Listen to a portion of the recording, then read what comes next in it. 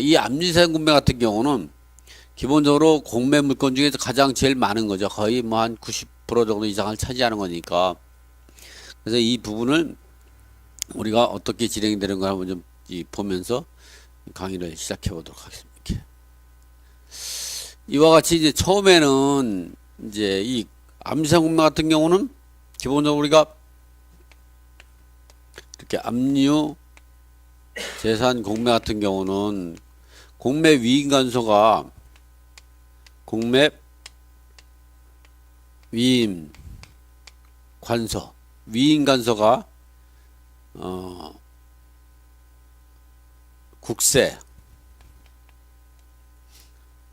국세는 지방 세무서장, 지방세는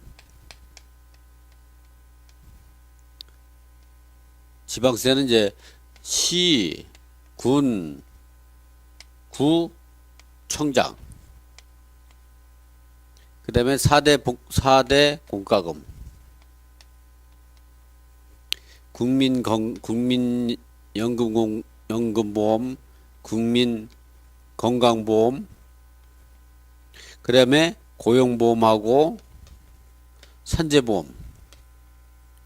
이러한 기관장 등이 4대 공과금 기관장 등이 또는 이제 지방세무서장 또는 시군구청장 등이 체납자의 재산을 갖다가 압류하고 이 한국자산관리 공매에 위임하는 이런 압류상 공매 같은 경우가 이 절차가 공매에서 아마 95% 정도 차지한다고 보시면 돼요. 제일 가장 많은 것 같아요. 이러한 압류상 공매 같은 경우는 이제 이 절차를 이번에 그 15강에 거쳐서 그 공부하게 되는데, 이렇게 체납처분이란 이 과세관청이 바로 이렇게 되는 거죠. 국세인 경우는 지방세무서장이 되는 거고, 지방세 같은 경우는 시군구청장, 그리고 4대 공과금 기관장 등이 과세관청 등이 체납처분은 어떻게 되는가?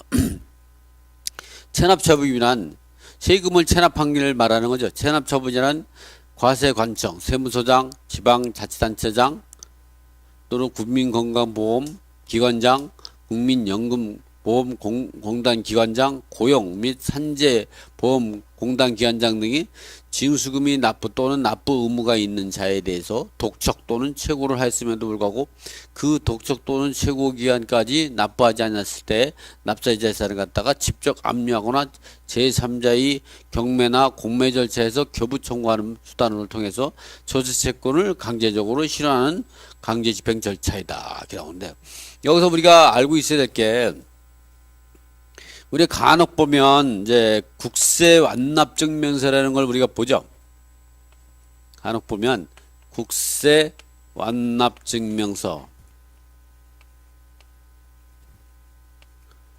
또 지방세 완납 증명서,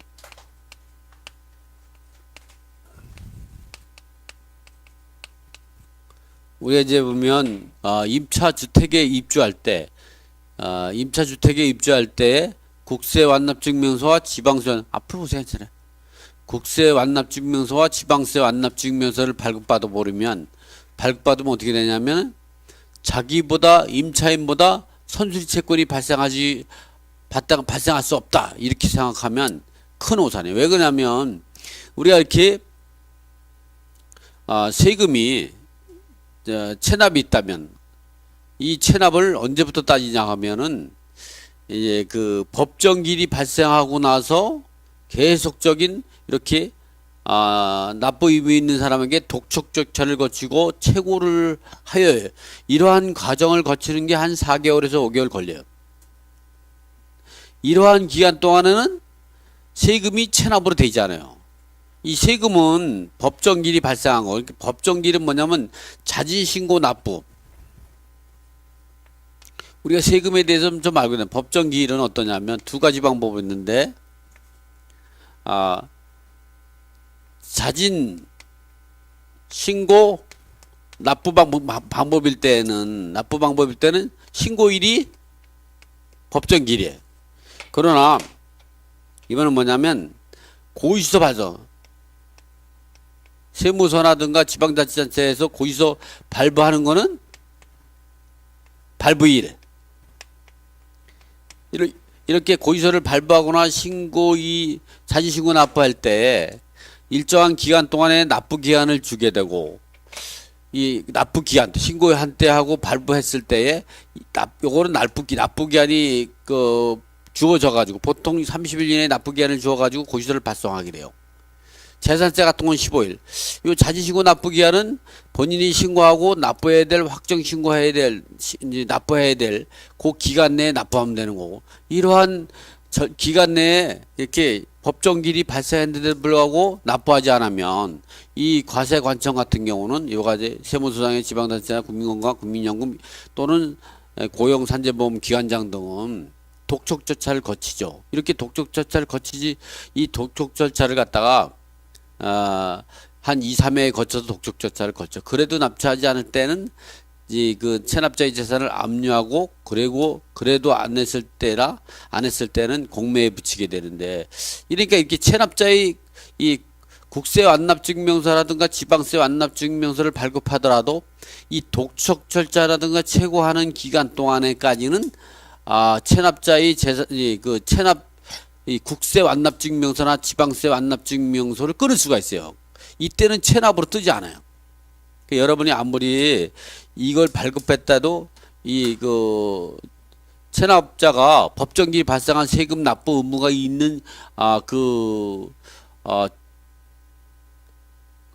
이 체납자가 그런 의무 대상이자가 있는 상태에서 국세 완납증명서를 띄우더라도 그 법정기일이 빠른, 임차인보다 법정기일이 빠른 세금이 발생할 수 있다는 거예요.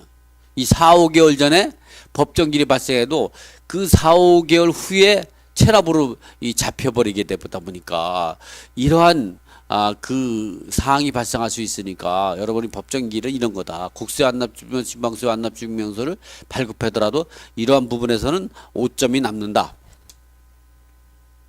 어쨌든 이제 이렇게 해서 우리가 체납자의 재산을 압류하고 압류한 재산을 갖다가 공매에 붙이게 되는데, 이렇게 이제 협의 체납 처분은 이제 체납 처분의 1단계로 해서 독촉 절차와 체납자의 재산을 압류하는 걸 우리가 체납 처분의 1단계라고 하죠. 그리고 체납 처분의 2단계는 세무관소 등이 캔코에다가 공매 대응을 의뢰하는 걸 말하죠. 1차적으로 이 협의 체납 처분은 1차적으로 독촉 절차, 그리고 체납자의 재산을 압류하는 거, 그리고 2차적으로는 세무관서 등이 캔코에 공매 대응을 의뢰하는 거죠. 그래서 우리가 체납 처분비라고 따지면 이 비용하고 이 비용을 전부 갈라진 거죠. 그러니까 공매 집행 비용이라고 하면 이제 공매를 진행하는 비용, 요 비용만 말하는 거지만, 체납 처분비라고 그러면 이 독촉 체납자의 압류, 그다음에 이 비용까지 모든 것을 합치기 때문에 체납 처분비가 좀 더 경매 집행 비용이나 공매 집행 비용보다는 좀 더 큰 개념이다. 체납 처분 3단계는 공매를 매각대금으로 배분금으로 체납자의 체납액을 충당하는 거죠. 그래서 1단계는 과세관청이 독촉 절차를 거쳐가지고 압류하는 경우, 2단계는 캔코에다가 공매 대응을 의뢰하는 거고, 3단계는 매각대금을 갖고 이제 체납액을 충당하는 이 절차를 말한다.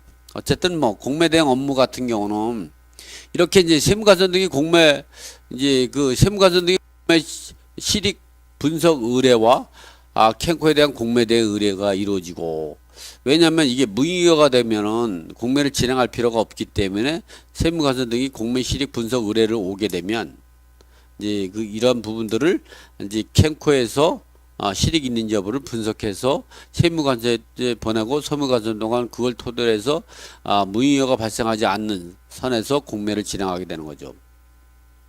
이와 같이 이제 캔코의 공매 실익 분석 방법과 실익 분석 결과를 통지하게 되고, 그 다음에 세무관서 등이 이제 이러한 실익이 없으면 공매를 진행하지 않지만, 실익이 있다고 판단하면 세무관서 등이 캔코에다가 공매 대응 의뢰하죠. 그래서 1차적으로 이렇게 공매를 진행하는 경우 보면은, 이제 공매 대응 의뢰하는 경우는 이 일차적으로는 이렇게 실익 분석을 먼저 하고 실익이 있는 경우만 세무관서도 공매 대응 의뢰한다. 이 공매 대응을 의뢰하는 경우는 업무는 어떠냐면 이 법률에 의해서 하는 거죠. 세무관서 등은 암주재산을 대통령령으로 정하는 바에 따라 공매에 붙이고 국세법 61조 1항 공매는 원칙적으로 입찰의 방법을 이해한다. 그리고 세무관서 등은 압류재산이 공매 전문 지식이 필요할 때는 직접 공매하기가 적당하지 않을 때는 캔코에다가 공매 대응을 의뢰할 수 있다. 이게 국세법 61조 5항에 이렇게 규제돼 가지고 이때에 이러한 이 캔코가 한 행위는 세무소장 또는 세무공무원이 한 거로 본다 이렇게 판결이 나오죠. 이런 내용들이 이제 이러한 규정에 의해서 국세법 61조 5항에 따라서 한다. 매각 절차를 보면은 매각 절차는 이렇게 과세관청 즉 세무서나 지방자치단체장 또는 각종 공각위원장 등이 압류한 재산을 갖다가 2차적으로 과세관청이 캔코에다가 압류한 공매재산에 대한 실익분석을 의뢰하죠. 그러면 실익분석을 의뢰하면 여기서 실익분석을 하게 돼. 실익분석에서 실익분석이 있다. 캔코는 약식감정을 분석해서 과세관청으로 실익분석 결과를 통지하게 되지. 분석을 하면 통지를 하게 돼. 그래서 과세관청이 실익이 없다고 판단하면 공매를 진행하지 않고 실익이 있다고 판단하면 공매 대응을 의뢰하게 되는 거 이렇게. 처음에는 먼저 실익 분석 결과를 요청을 하고 그 결과표에 의해서 공매 대응을 의뢰하게 된다. 알겠습니까? 예? 자 이렇게 되는 거죠. 그러니까 무조건 공매를 진행할 때 실익 분석을 먼저 하고 하니까 공매에서는 무효가 나오기 상당히 힘들죠. 또 무효가 나올 수가 없는 게 이 무효 판단은 이렇게 공매 위임 간서에 실익이 있느냐 없느냐만 판단하는 게 아니라 전체의 국가 채무를 갖고 판단하게 돼요. 이 공매를 위임하지 않은 다른 국세나 지방세 모든 이 체납세액을 갖고 하게 되니까 예를 들어 공매 위임 간사한테는 무효가 나오지만 지방세를 갖고 이제 마포구청장이 이제 지방세 갖고 압류하고 공매를 위임했는데 마포구청장 같은 경우는 당해세가 아니라 실익이 없어. 그렇다 하지만 예를 들어서 이제 국세 즉 서초세무서에서 이제 공매를 진행한 거는 그런 부분들은 법정 기일이 빨라가지고 실익이 있어. 그러면 이거는 무효가 될 수가 없는 거예요.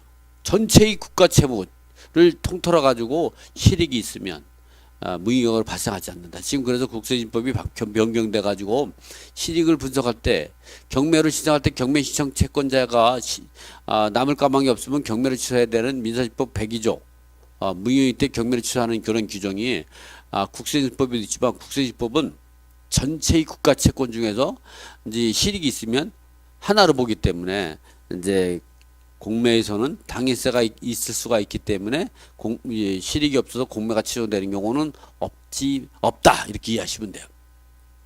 1차적으로 이렇게 한번 거르지만 어쨌든 실익이 있을 때 공매를 붙이게 되는 거죠. 그럴 때 한국자산관리공사는 이 체납자와 이해관계인들 즉 체납자와 등기부에 등기된 이해관계인들은 에게 공매대행 통지서를 발송하게 되죠. 보통은 이런 위임을 받은 날로부터 4일에서 7일 이내에 공매대행 통지를 해서 이 체납자가 자진 납부를 유도하고 그래도 납부하지 않을 때는 이제 권리 분석을 하게 되죠.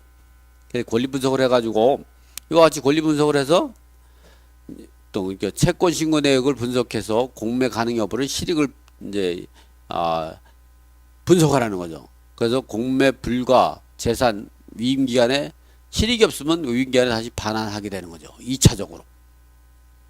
실익이 있을 때만 실익이 있는 발생하는 범위 내에서 1회차부터 6회차까지 일괄해서 공매 공고를 하고 매각 절차를 진행하죠. 이렇게 매각 절차는 준비는 배분 요구 신청이 종기를 결정하고 현금 현황 조사 보고서를 작성하고 감정 평가 및 매각 예정 가격 결정하고 공매 재산 명세서를 작성하게 된다.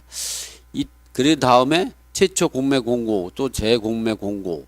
이 최초 공매 공고 같은 경우는 1회부터 6회까지 진행됐을 때에 진행할 할 때 최초의 공매 공고하는 거. 이거는 1회부터 6회까지 매각 절차 진행하지만 입찰자가 없을 땐 재공매 공고 또는 공매가 연기라든가 변경이라든가 취소 사유가 발생했다 재공매 공고할 때 이런 사유가 발생하죠. 이렇게 최초 공매 공고를 하면 두 가지를 하게 되는데 공매 공고 즉시 공매 공고 등기부에 공매 공고 등기하도록 등기관에게 촉탁 등기 명령을 내리죠.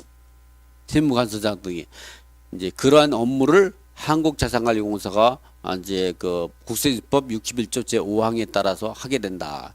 이렇게 공매 공고 즉시 공매 공고 등기를 촉탁하도록 해서 등기부에 올라가게 되고 또 하나는 동시에 뭐하냐 공매 통지서를 체납자와 이해관계인들에게 통지하게 되는 거죠. 그래서 이 공매 통지서는 반드시 통지가 돼야 돼요. 이 공매 통지서가 발송이 되지 않으면 이 공매 통지서 발송하지만 공매 진행의 매각 절차에 하자가 발생하는 거죠. 그렇지만 이런 하자라고 하더라도 잔금 납부하기 전까지 이제 그 체납자가 공매 통지에 대해서 발송되지 않은 걸 갖고 이의를 제기했지만 낙찰자가 잔금 납부하면 이러한 공매 통지를 하지 않은 걸 이런 이제 그 하자는 치유된다. 그래서 치유. 자, 이렇게 이제 최초 공매 공고를 하게 되면 그 위임받은 날부터 3개월 이내에 신문 공고와 전자 공고를 하게 되는데 이 최초 공매와 즉시 공매 공고 등기를 하고 공매 통지서를 발송하게 된다. 이러한 최초 공매 공고 등기일을 압류력이 발생하고 이 공매 공고 등기 이전에 대항 요건을 갖춘 사람은 소액임차로 최우선 받고 공매 공고 등기 이후에 대항 요건을 가진 사람은 소액임차도 최우선 받지 못한다. 이런 이게 압류력이 발생하기 때문에 요 기준이 된다. 이번에는 최초 공매 공고 후 배분 요구 종기를 정하고 이렇게 최초 공매로부터 요때부터 45일 이내에 배분 요구 종기를 정하게 되는 거죠. 이게 배분 요구 종기가 정해지게 되면 이렇게 최초 공매 공고일로부터 10주 이내에 첫 입찰 기간을 정해서 입찰 기간은 매주 월요일부터 10시부터 수요일날 5시까지 입찰 기간이 주어진다. 정해서 해도 이 첫 입찰 기간 일주일 전에 공매재산명세서와 현황조사보고서와 감정평가서를 게시해야 된다. 그래서 이해관계인이 열람 복사할 수 있도록 이제 열람할 수 있도록 게재해야 된다. 그래서 온비드에 게재하고 있습니다. 그러면 이제 보면 이게 첫 입찰 기간이 주어지게 되면 이 입찰 기간 1일 후에 매각을 하게 되죠. 이 입찰 기간이 주어지면 월요일 10시부터 수요일 5시까지 입찰 기간이 주어지게 되면 이 입찰 기간 다음날 즉 목요일 11시 정각에 그 낙찰자를 공표를 하죠. 공표. 즉 매각기일 즉 입찰 기간 마지막 날 이 길인 그러니까 월요일부터 수요일날 5시까지 입찰 기간이 주어지는데 이 입찰 기간 다음 날 즉 목요일 11시에서 11시 반경에 낙찰자를 공표하게 되죠. 온비드 사이트에 공표하게 되므로 입찰자는 온비드 사이트에서 나의 온비드에 들어가서 입찰 결과를 확인하면 내가 낙찰됐는지 입찰 결과를 확인할 수 있다. 이렇게 우리가 이렇게 낙찰되고 나가지고 3일 후 있다가 월요일 10시에는 매각 결정을 하게 되는데 우리 요 낙찰되고 나서 매각 결정이 확정이 되기 전까지만은 뭘 할 수 있느냐? 세 가지를 할 수 있다. 하나는 체납자가 체납액을 이 낙찰자의 동의 없이 상환할 수 있는 거죠. 또 하나 뭐냐면 공의 지분권자가 공의자 우선 매수를 할 수 있는 경우, 차순위 매수 신고인이 차순위 매수 신고를 할 수 있는 그 기간.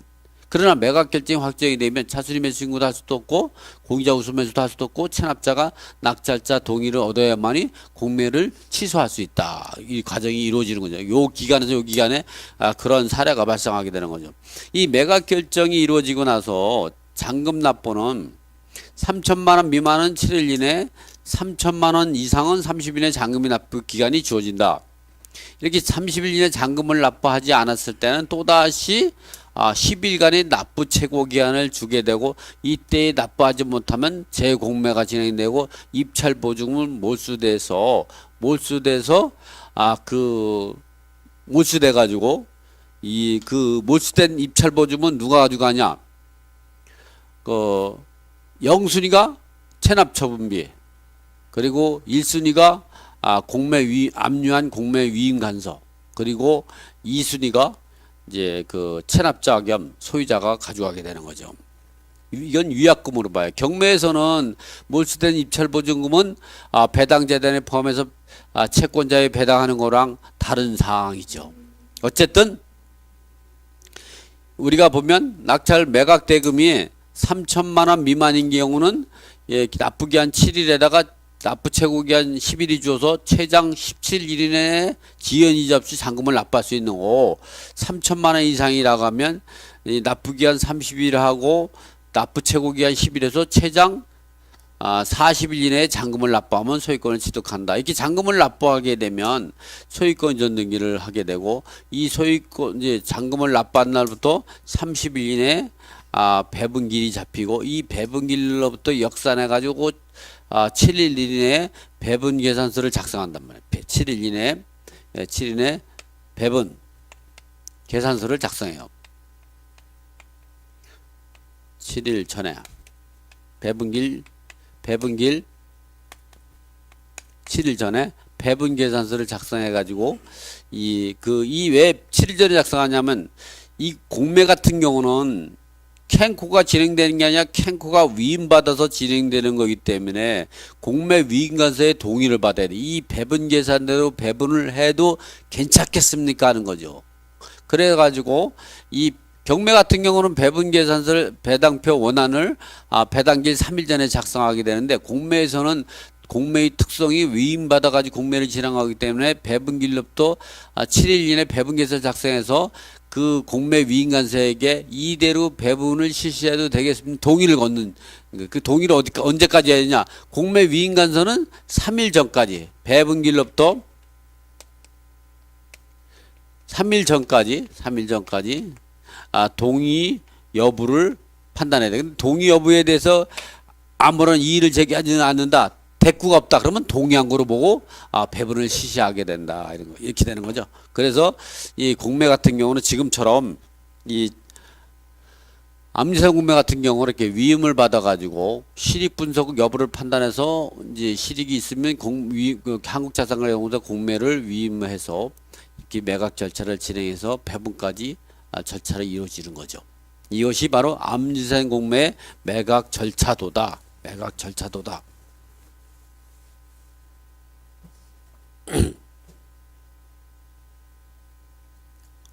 이제 저러한 절차를 세부적으로 이제 한번 좀 살펴보는 거죠. 세부적으로. 자, 공매대행 통지서에 대한 이해와 체납자들 공매대행 통지. 지금 이렇게 강의하는 중에 질문하는 거 있으면 질문하셔도 됩니다. 그냥 편안하게. 궁금한 거 없어요? 우리 여성분 궁금한 거 없어요? 궁금한 거 없으면 안 되는데. 자, 첫 번째, 공매는 압류상 공매는 관세 과세관청 등이 캔코에다 공매를 의뢰하니까 이렇게 여기서 체납자와 이해관계인에게 공매대행 통지서를 보내게 되는데, 이거 보내게 되는 거는 이거는 사실은 매각 절차에 법적 효력이 발생하는 건 아니야. 이건 일반 우편으로 보내는 거예요. 세무관서 등으로부터 공매를 위임받은 한국자산관리공사는 공매대행의 사실을 체납자와 납세담보 소유자, 그 재산의 전세권, 질권, 저당권, 그 밖의 권리를 가진 자 또는 국세법 39조 제1항에 따른 압류재산을 보관하고 있는 자에 대해서 통지해야 된다. 여기서 그 밖의 권리를 가진 자라고 하면 공매대행 통지서를 발송하기 전에 등기부에 등기대인 지분공매에서 다른 공유자 또는 가압류권자, 압류권자, 가처분권자, 강제경매 시정채권자, 지상권자, 지역권자, 등기된 임차권자, 가등기 또는 토지별도 등기 등이 있다.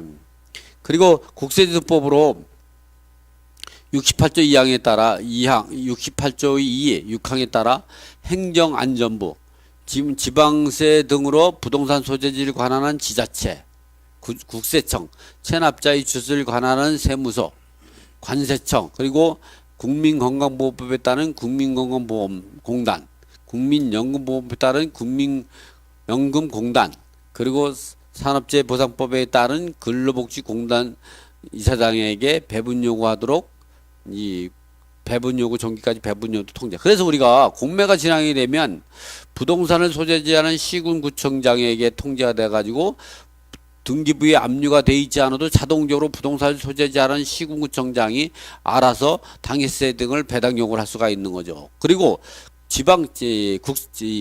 국세 같은 경우는 이런 경우는 채권이기 때문에 주소지 관할한 세무서장이 통제하게 되니까 당연히 주소지 관할 세무서장이 그 체납자에게 청구할 수 있는 세금이 있다 그러면 겨부 청구 들어오는 거죠. 이 관세청도 마찬가지. 이 4대 보험기관장 등에도 통제되기 때문에 당연히 4대 보험기관장에 해당되는 주소지 관할 4대 보험기관장에 해당되는 사람도 알 수 있어서 이때에 배분 요구 종기까지 겨부 청구가 이루어지는 거죠. 그래서 등기부에 압류될 때도 국세, 지방세 4대 보험기관장이 겨부 청구가 들어와가지고 이제 그 세금은 세금 법정대에 따라서 당연세 같은 경우는 특별서 우선해서 변제받고 이 공과금 같은 경우는 납부기간 갖고 우선해서 변제권을 받게 행사를 하게 되는 거죠. 이거는 경매도 마찬가지예요.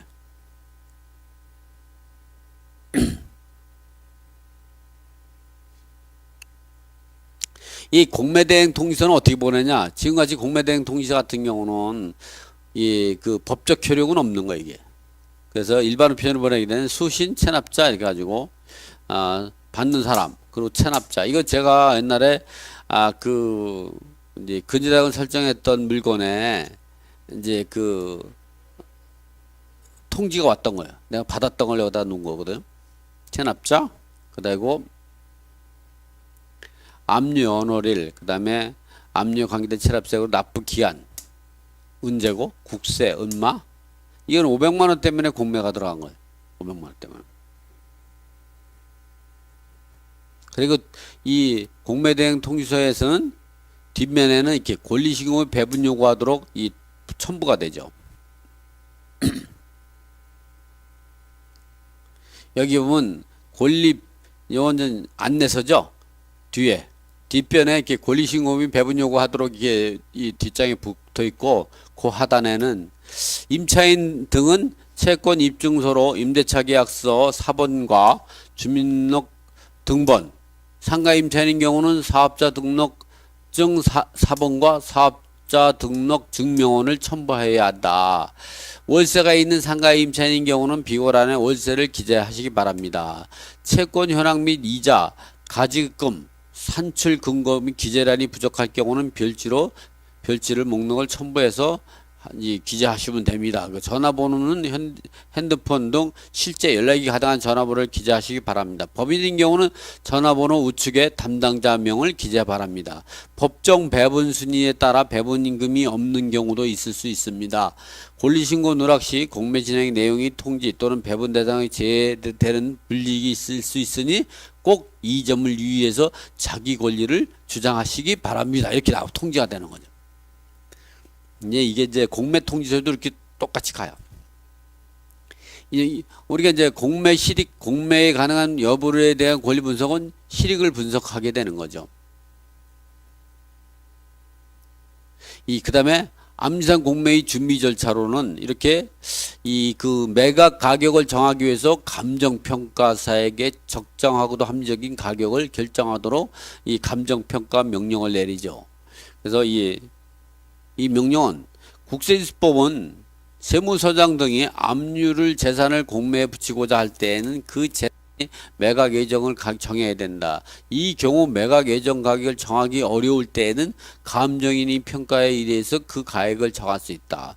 위 공사와 협약이 체결된 감정평가 기한은 온라인 자동 감정 시스템에 의해서 평가를 의뢰받게 되고 의뢰받은 날로부터 15일 이내에 공사에 온라인 통보하도록 하고 있다. 지금 제가 이제 읽어드린 부분들은 여러분이 꼭 숙지를 하고 있어야 되는 내용들이에요. 이런 부분들은 평상시에는 이제 그 효력을 안 발휘에다가 나중에 매각 절차에 대한 매각 결정을 취소를 신청한다든가 이럴 때에 이러한 내용을 알고 있어야 하기 때문에 제가 읽어드리는 겁니다. 매각 예정 가격의 결정은 감정평가 금액을 갖고 요번에는 이제는 감정평가 금액을 100% 가격으로 하죠. 정해졌다고 하면 이 위임간서장은 감정인이 평가를 의뢰하고, 그러니까 위임간서의 장의 의뢰를 받은 이 한국자산관리공사는 감정인이 평가를 의뢰하여 그 가액을 참고로 최초의 매각 예정 가격을 결정하는 경우에는 그 감정가액을 기초로 해서 상하 각각 10%의 범위 내에서 정하게 되는데, 실무에서는 이 감정평가 금액을 100% 가격으로 해서 최초 매각 정하고 이때부터 6K 거쳐가지고 10%씩 저감해서 한다. 그래서 저감 금액은 이렇게 돼버려. 처음에 이제 10억으로 시작했다. 감정가 10억이다. 그러면 10%씩 저감하는 거야. 정액제로 9억. 1회차, 2회차, 3회차는 8억. 4회차는 7억. 5회차에는 6억. 못 빠졌다. 1, 2, 3, 4, 5. 6회차는 5억. 그게 6회차까지 따지면 50% 금액에 작업해야 돼. 이렇게 되면 다시 이렇게 했는데도 매각이 안 되면 또 다시 한 45일 정도의 매각 준비 절차를 거쳐서 재공매하죠. 재공매 공고 후 이 금액을 갖고 또 하는 거예요. 5억으로 시작해서 7회차는 5억. 여기에 대해서 10%니까 5천만 원이니까 4억 5천. 4억 3억 5천 3억 2억 5천. 이렇게 해서 두 바퀴만 돌면 4분의 1 가격으로 가격이 저감이 돼요. 이 방법으로 매각 예정 가격을 정해서 매각 절차를 진행하게 된다.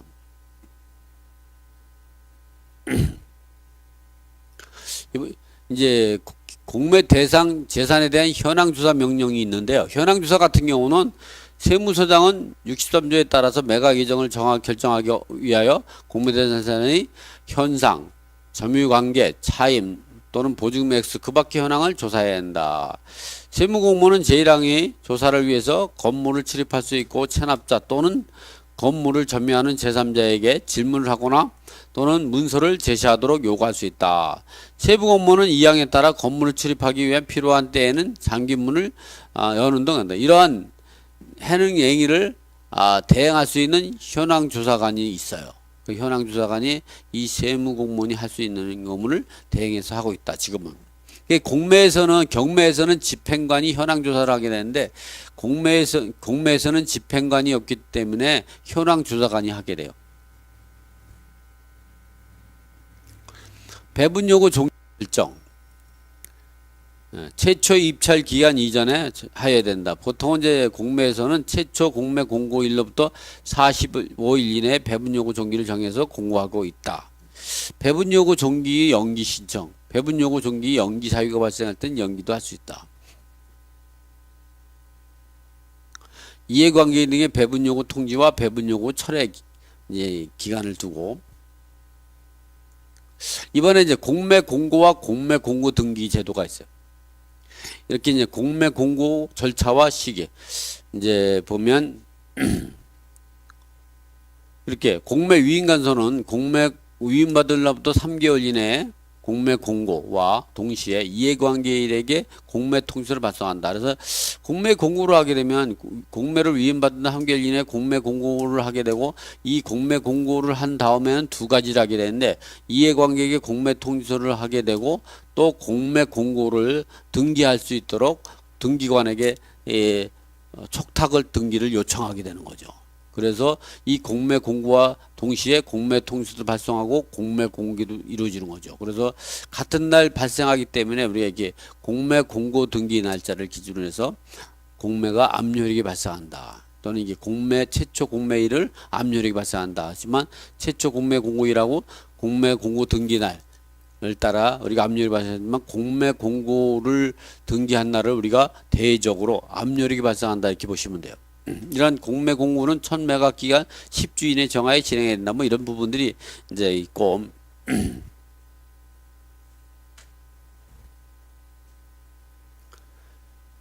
이 공매 공고 등기 제도는 2012년 1월 1일부터 시행이 되는 거고요. 또 이 공매 공고와 임차인이 권리관계, 대항력을 유지 존속, 공매 대상의 대항력과 우선 변제를 갖추고 있는 임차인은 공매 절차에서 배분 요구 종기 시까지 대항력을 유지하고 있었으면 최우선 변제권과 확정일자 우선 변제권을 변제받을 수 있다. 그러나 문제는 뭐냐면 이 공매가 취소되게 되면 종전의 대항력과 우선 변제권은 사라질 수가 있다. 그래서 새로운 대항력이 생길 수가 있으니까 공매가 진행이 될 때 배분 요구 종기까지 대항력권을 갖추면 대항력이 이제 유지가 된다고 그래가지고 퇴거하는 방법을 하려면 안 됩니다. 그래서 반드시 퇴거하기 전에 퇴거하려면 임차권 등기 명령에 의한 임차권 등기를 하고 가든가, 그렇지 않으면 계속적으로 배분받을 때까지 대항력을 유지하는 게 좋은 거죠. 이렇게 소액보증금 일정에, 즉 최우선 변제 받으려면 공매 공고 등기 전에 대항력권을 갖추고 있어야 한다.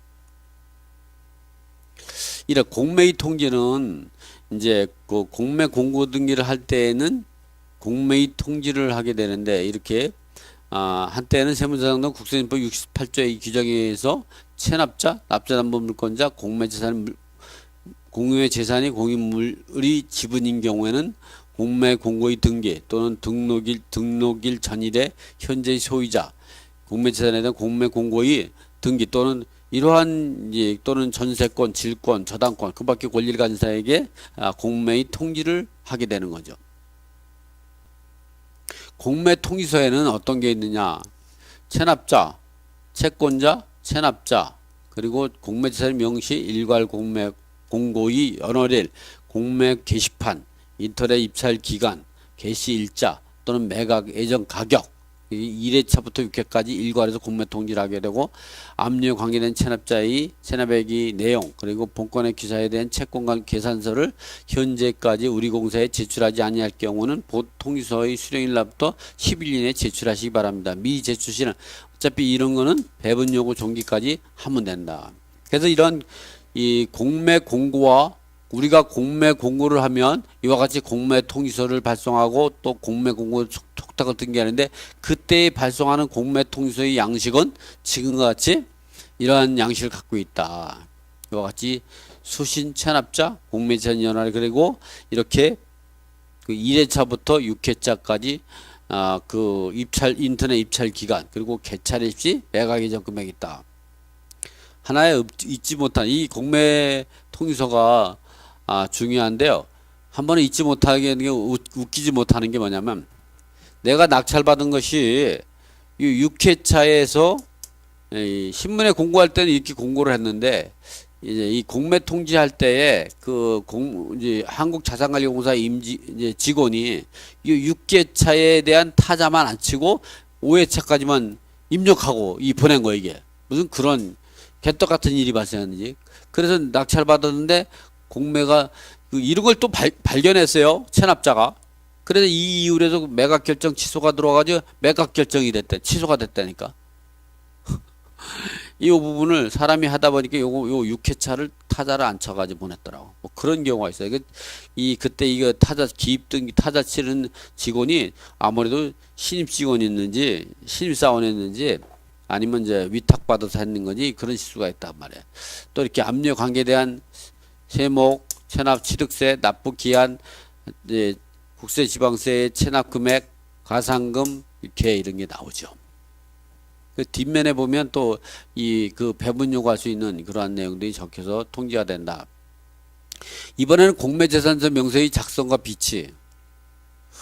공매재산 명세서 같은 거는 그 현황 조사관이 현황 조사한 거와, 그리고 감정평가사가 평가한 금액, 그리고 이해 채권자 또는 이해관계인 등이 권리신고의 배분 요구한 또는 등기부에 등기되어 있는 내용들, 이런 것들을 조사해서 공매재산 명세서를 작성하게 되는 거죠.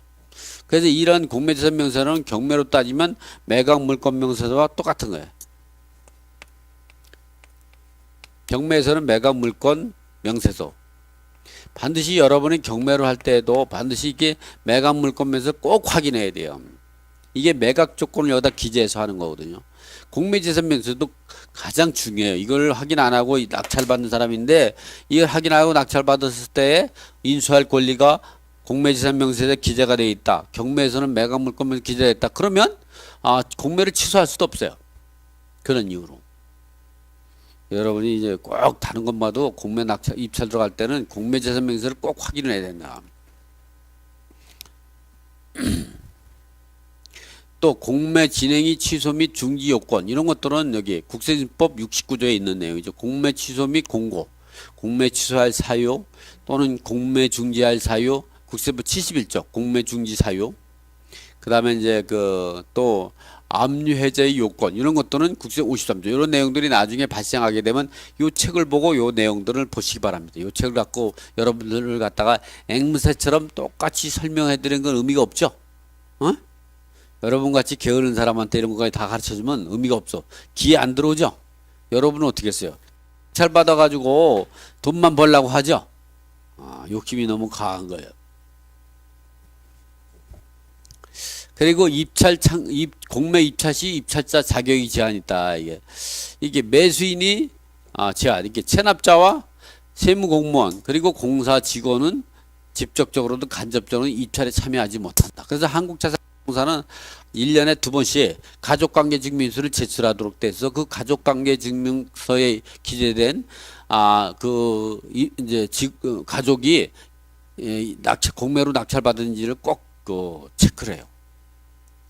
한국자산관리공사 전 직원을 경매에서는 꼭 경매에 관련된 그 법원 공무원만 입찰 못 들어가죠. 이 공매는 한국 임직원 다 못 들어가요. 거기에 가족 구성원도. 공매 참가의 제한. 그러니까 체납자, 세무공무원, 공매가 진행되는 세무공무원 그리고 공사 직원들은 직접이든 간접이든 못 들어간다. 공매 참가의 제한 같은 경우도 있고. 온비드에서 공매 물건 입찰 방법을 종합 정리해 보면 이렇게 이 온비드 화면에서 우리가 이제 온비드 회원을 가입해야죠. 온비드에 회원을 먼저 가입해요. 온비드 회원을 가입한 다음에 온비드 회원을 가입하고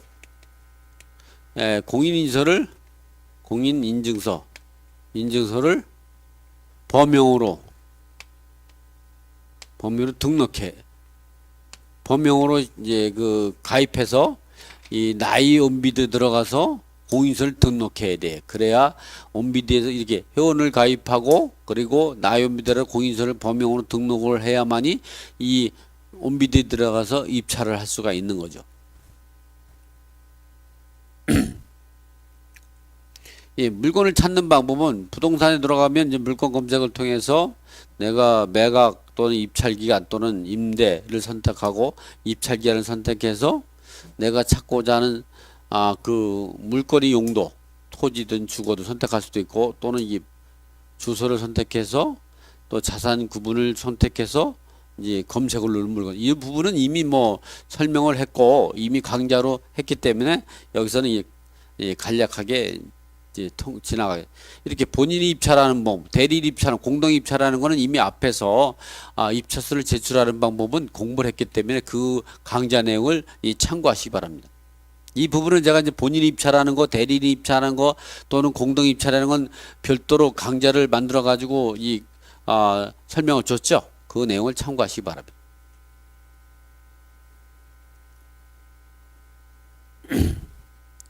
입찰의 참여 방법이 입찰 참여에서는 입찰은 2회 이상 입찰이 가능한 거죠. 2회 이상. 그러니까 입찰을 할 때에는 우리가 이제 보면 월요일 10시부터 수요일 5시까지는 2회 이상 입찰이라는 거는 뭐냐면은 입찰서를 2번 이상 또는 100번 이상 입찰서를 제출할 수 있는 거예요. 근데 우리가 입찰서만 제출하고 거기에 가상계좌가 주어지는 데다가 입찰 보증금을 납부하지 않으면 무효가 되는 거예요. 그래서 입찰서만 몇 번을 제출하고 그 중에 마음에 맞는 가상계좌로 우리가 입찰 보증 납부하면 그 가상계좌가 지어지는 입찰 이제 그 금액만 낙찰되는 거 나머지 무효가 되는. 이번에 뭐냐면 입찰 보증까지 따르면 그 중에 높은 가격으로 쓴 금액이 낙찰자고 나머지는 유찰자로서 목요일날 11시에서 11시 반까지 낙찰자가 결정이 되면 이제 유찰자로 판단이 돼서 입찰자를 작성할 때에 환불 계좌를 기재하도록 되어 있거든요. 그 환불 계좌로 자동으로 이체가 되는 거죠. 이 부분도 뭐 이미 앞에서 강의를 했으니까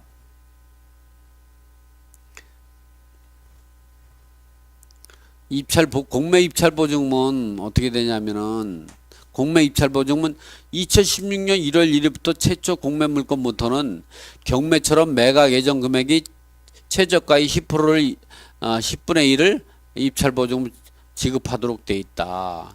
그러나 2015년 12월 31일까지 최초 공매 물가는 내가 사고자 하는 금액의 10%였다가 지금은 경매처럼 최저가의 10%만 입찰 보증을 납부하게 된다.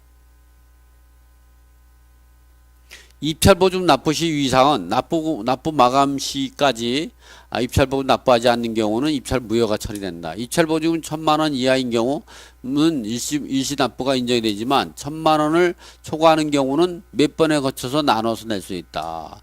이때 입찰 보증 납부 시 타인 명의로 송금해도 되고 어차피 자기한테 주어진 거기 때문에 누구 이름으로 입금해도 상관없는 거예요.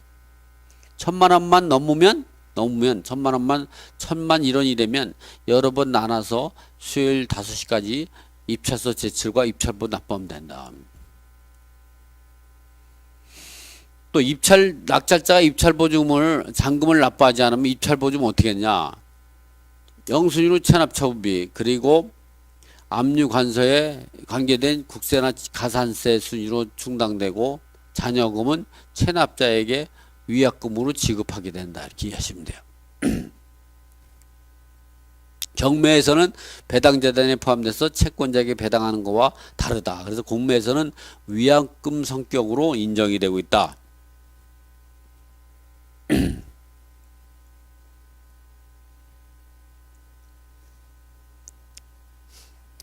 입찰이 마감 및 개찰. 암지상 공매 인터넷에서는 월요일날 10시부터 수요일날 5시가 되면 입찰을 마감하게 되죠. 입찰기에 주고 다음날 개찰은 언제냐? 다음날 목요일 11시에서 11시 밤 사이에 개찰해서 최고의 낙찰자를 경매에서는 최고가 매수신고이라 하지만 공매에서는 최고액 입찰자를 공표하고 있다. 그래서 입찰자들은 이 시간에 입찰 결과를 온비도 화면에서 나의 온비들을 검색해서 확인할 수 있다. 그러면 입찰보증을 보관 및 반환. 낙찰자의 일명의 입찰보증만 위임기간인 공매 위임기간의 보관계좌로 입금하고 그 밖에 낙찰받지 못한 사람은 입찰세 제출 시에 기재한 환급계좌로 자동으로 이체된다. 즉시 이체된다. 이렇게 낙찰이 결정이 되면 3일 후 월요일 10시에 매각 허브 결정과 허브 결정 또는 매각 결정 취소 그리고 공매 보증금 처리 방법을 처리하게 된다.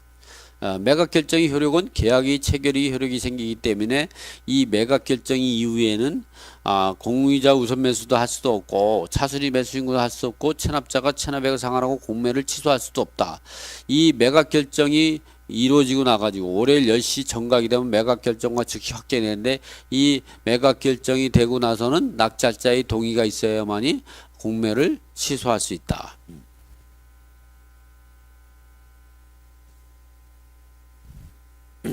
이 공유자 우선 매수 같은 경우는 이제 보면 공인물일 지분인 경우 공유자는 매각 결정 기일 저가 즉 월요일 10시 이 공유자 우선 매수는요 목요일 11시에서 11시 반에 낙찰자가 결정이 돼야만이 공유자 우선 매수 할 수 있어요. 근데 법원 경매 같은 경우는 공유자 우선 매수를 어떻게 해? 이 낙찰자를 결정하기 전에 할 수 있는 거죠. 자, 최고가에 입찰하신 분 서초동에 사는 아무개에 있는데 공유자 우선 매수 신청하실 분은 하시고 차순위 매수 신고할 사람은 하세요. 이렇게 되죠. 그렇지만 여기 공매 같은 경우는 낙찰자가 결정이 되고 나서 매각 결정 전까지 하게 되니까 공유자 우선 매수를 1회 이상, 2회 이상 하는 이런 의미가 없는 거예요.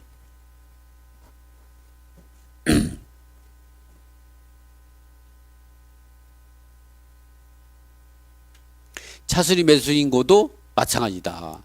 월요일 10시에 매각 결정 전까지만 할 수 있다. 낙찰받은 낙찰자를 결정하고 매각 결정 전까지 할 수 있다.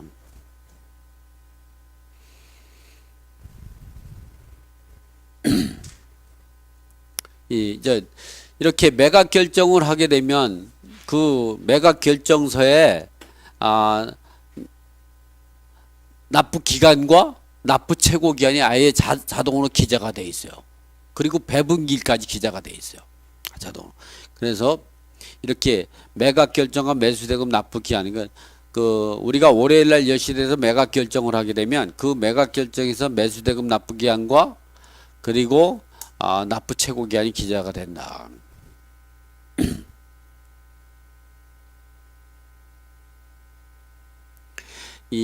그러면 암지산이 공매에서 소유권 이전 등기 절차. 한국자산관리공사는 매수인이 매각 때문에 안 납하고 그 납부 증명서와 납부 완납 증명서와 소유권 이전에 관한 필요한 서류를 첨부해서 소유권 등기를 청구해 오면 관할 등기소에 소유권 이전 및 매수인이 인수하지 않아야 될 권리 등 말소 기준권 이후의 권리 등이 말소 등을 촉탁 등기를 신청하도록 된다. 이런 촉탁 등기 신청 방법으로는 등기소에 등기 우편으로 촉탁하게 되고 이럴 때는 3, 4일이 소요된다. 이 금융기관 등의 잔금 대출이라든가 긴급을 요할 등이 사유가 발생할 때는 당일 접수해야 되는 당일 특급 우편 제도를 이용하게 되는데 이 경우 오전 12시 전에만 소유권 등기 청구하면 바로 당일 접수가 된다. 그러는 또 매수인 또는 대리인이 신청서를 제출하는, 즉 우리가 납부할 때는 은행에서 대출 받을 때는 은행에서 관할하는 약정한 법무사가 이제 등기를 대행하도록 되어 있죠. 이럴 때는 그런 얘기예요. 이렇게 매수인 또는 그 대리인, 즉 법무사 등이 신청서 제출 시 등기필증 수령 요청서를 함께 제출하면 등기필증이 발급되며 이때는 각서 쓰고 하는 거예요. 자기가 책임지고 등기를 이행하도록. 그리고 등기필증은 자산관리공사에 오기 때문에 등기필증은 수령하기 위한 주소를 꼭 적어놔야 된다.